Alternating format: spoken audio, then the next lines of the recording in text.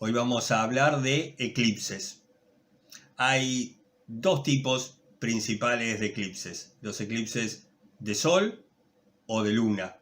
La palabra eclipse, que en griego significa ocultamiento, es precisamente eso: cuando se oculta el sol por interposición de la luna que se nos pone en el medio, o el eclipse de luna, que tendrá a nuestro planeta entre la fuente de luz, que es el sol, y nuestro satélite, que quedará entonces en la sombra de nuestro planeta, y lo veremos de una forma particular. Miremos los gráficos. Este es el eclipse de luna. El sol va a proyectar su luz. La Tierra, que va a estar en el mismo plano durante un eclipse de luna, va a armar un cono de sombra, y ahí dentro quedará la luna. Como la Tierra no es totalmente rocosa, sino que tiene su envoltura gaseosa, si se acuerdan, ¿sí?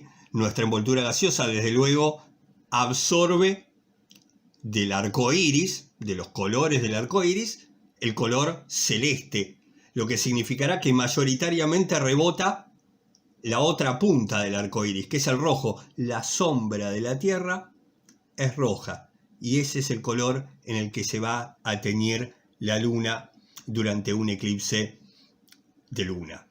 En el eclipse de sol, la luna va a ser unas 400 veces más chiquitita, pero va a estar también unas 400 veces más cerca de la Tierra. En definitiva, van a tener el mismo tamaño en el cielo. Los rayos del sol van a golpear la luna va a armar un cono de sombra cuyo casi vértice va a tocar el planeta, y como la Tierra en realidad rota, este puntito se va a convertir en una faja, y solamente en esa faja se verá el eclipse de sol. En definitiva, muy pocas veces va a ocurrir que la Tierra, la luna y el sol del otro lado se encuentren exactamente en el mismo plano para que haya un eclipse. Hay eclipses de 2 a 3 por año, ¿sí? De sol, y quizás también 1 o 2 de luna. Los de luna son menos frecuentes que los de sol. La trampa es que cuando hay un eclipse de luna, a la luna le está pasando el eclipse, y cualquier persona que tenga la luna por encima del horizonte lo va a ver. Casi todos ustedes seguro vieron un montón de eclipses de luna. Cuando hay un eclipse de sol, tan solo los que están en esta faja muy angostita de unos 40 kilómetros de grosor verán el eclipse total. El resto del planeta lo hará de forma parcial, o incluso en ese mismo momento estarán viendo el sol como si nada. Y por eso, quizás muchos de ustedes todavía nunca vieron un eclipse de sol. Acá hay una preciosa foto de la luna interponiéndose en el sol y comenzando un eclipse que por entonces, acá en la foto al menos, es parcial. Acá tengo una totalidad de un eclipse de sol. Veo la luna tapando el disco solar, y lo que puedo observar es la corona, la atmósfera estelar, algo que se va a mover, algo que va a fulgurar justamente en el momento de esos 3 o 4 minutos, 5 como mucho, de totalidad, que son los momentos en que nos sacamos los anteojitos de filtro y nos quedamos maravillados, casi llorisqueando ante semejante espectáculo de la naturaleza. Y estos eclipses, que son muy particulares, son eclipses anulares, como el que hubo en la ciudad de Camarones, en la Patagonia Argentina, en febrero del año 2016. Y ocurren cuando la luna se encuentra lejos de la Tierra, es decir, no en el perigeo, sino en el apogeo, Y al estar más lejos, entonces es un poquito más chica que el disco del Sol y no lo llega a cubrir por completo, dejando un anillo de observación del Sol alrededor. Por eso anular es el nombre de este particular tipo de eclipse. Y estos son los de luna, ¿sí? Como dijimos, cuando la luna quede totalmente adentro del cono de sombra rojo de la Tierra, de ese color se va a teñir nuestro satélite y tendremos esa luna de sangre, como le gustan llamarlo en los medios de comunicación a este precioso fenómeno astronómico. Después hay otro tipo de eclipses. Acá tengo un tránsito de Venus.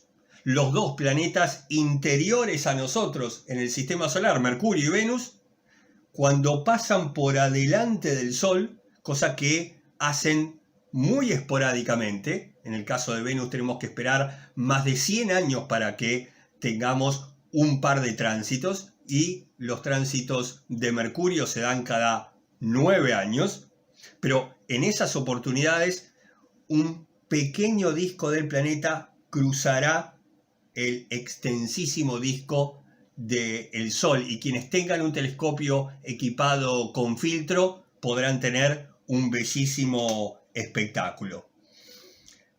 O tener mucha suerte. 8 de junio del año 1275, en el mundo maya, vieron un tránsito de Venus, el primero registrado en la historia. Está puesto en un mural en una ruina maya del actual México. Y qué extrañísima conjunción ocurrió para que los mayas sin telescopio pudieran ver esto. Bueno, el tamaño de Venus es lo más chiquitito que pueden ver nuestros ojos sin ningún tipo de instrumento de aumento. Y esa tarde, seguramente, en el lugar estaba muy nublado y las nubes precisamente sirvieron de filtro para la observación de un fenómeno astronómico en particulares condiciones que hicieron de esa curiosidad. Si fuéramos marcianos, estos serían nuestros eclipses. Acá tengo a Phobos pasando por adelante del Sol. Phobos es una luna muy chiquitita, pero está muy cerca de Marte. Así que en realidad llega a cubrir bastante el disco solar que, como Marte está más lejos del Sol que nosotros, también desde allí es más chico de lo que se lo observa en la Tierra.